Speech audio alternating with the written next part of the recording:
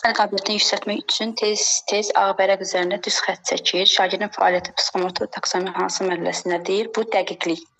Aha, Öyrənir yəni. Aha, düzgündür. 24. Şagird bütün şərflərini nəfs və naxışlı formada özü toxuyur. Artikulyasiya. 16. Fərqli şeylər. 16. Müəllim müzakirə şəklində dünyada içməli su çatışmazlığı mövzusunda dərs keçir. Qarşıya qoyulan məqsəd şagirdin bu məsələyə münasibətini bildirmək, təmin etməkdən ibarətdir. Bu da dəyərləndirir. 28. 28. Bir də əl işarəsi var deyə görmürəm. Müəllim yeni dərs izah edərkən şagird izahatı diqqətlə dinləmədiyinə görə bəzi məqamları anlamır. Müəllim onun diqqətini dərsə cəlb etmək üçün müəyyən suallar verir. Bu qəbul etmə mərhələsində yaxşı olmayıb da.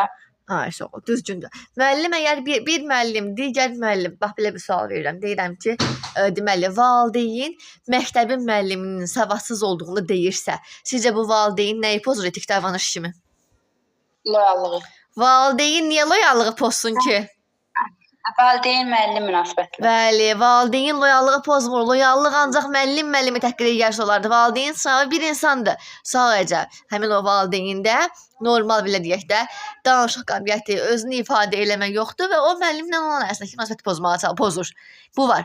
Valideyn loyallığı pozmur. Müəllim yeni çıxan kitabların içəriyini bəyənmir. Bu müəllim nəyi pozur etik davranış kimi? O loyallıqdır. Hansı kompetensiyamız idi ki, bu kompetensiyamızda layihə işləri hazırlanırdı. Bu kompetensiyamızda ən çox ekoloji, iqlim, bu məsələlərə üstünlük verilirdi.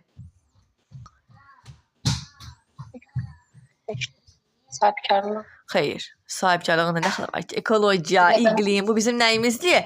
Hansı fənlərdən bağlıdır? Elmi, sağ ol, düzdür, elmi, düzgündür. Müəllim əgər şagirdlərə, deməli, bütün gözləmə vaxtı vermirsə, nəyi pozur? Bərabər imkanları. Super.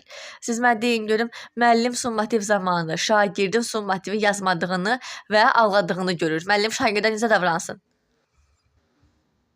Summativini ağladığını görür. Bəli.